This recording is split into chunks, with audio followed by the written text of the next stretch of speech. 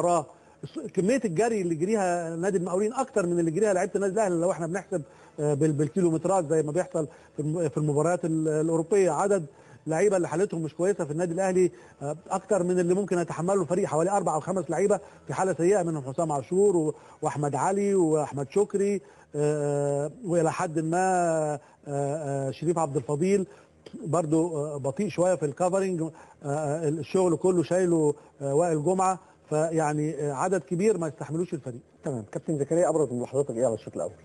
المقاولين لعب 32 دقيقة في أخطاء دفاعية اتكررت كتير قوي للاعيبة النادي الأهلي في الدقيقة 3، في الدقيقة 7، في الدقيقة 13، في الدقيقة 30، في الدقيقة 32. ده كتير قوي. لغاية الدقيقة 32 كان المقاولين متفوق هجوميا. حصل تحول، واعتقد هو نفس الجزء اللي ممكن يبقى في صالح النادي الاهلي في الشوط الثاني، هو الجزء البدني، لان لعيبه المقاولين طلعت كل الطاقه في ال 32 دقيقه. النادي الاهلي بدا يعود، طلعت طاقه، انما مش مضمون اذا كانت الكل او انه مش مضمون. انما برضو المقاولين من ماتشاته السابقه بتلاقي ان عاده الشوط الثاني بيهبط اداؤه بسبب الجانب البدني. صحيح. فهنشوف النادي الاهلي هيتفوق